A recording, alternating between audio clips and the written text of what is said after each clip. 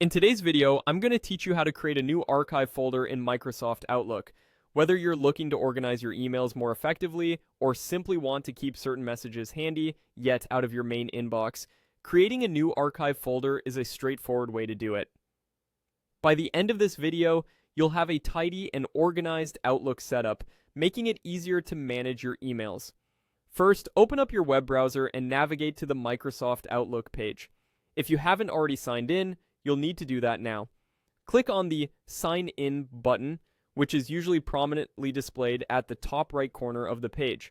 When prompted, input your login details such as your email address and password. Once you've entered your information, proceed by clicking Next to access your Outlook dashboard. Now that you're in the dashboard, you're ready to find the area where we'll create your new archive folder. Take a look at the left-hand side of your screen. This is where all your folders and email categories are located. You'll want to move your gaze to the section labeled Archive.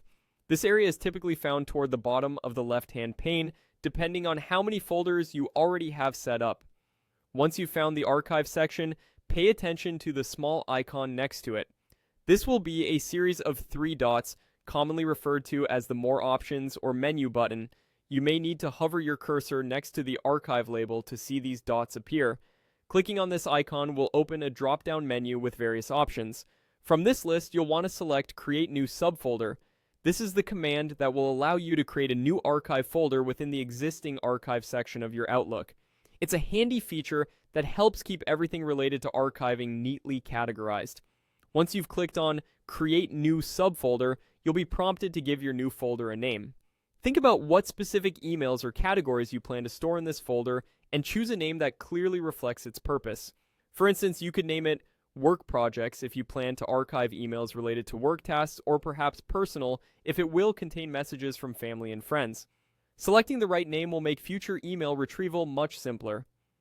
And there you have it. Your new archive subfolder is set up and ready to be used. You can start moving emails into it right away. With this new organization tool, managing your emails in Outlook will be more streamlined and efficient. Thanks for watching, and happy archiving.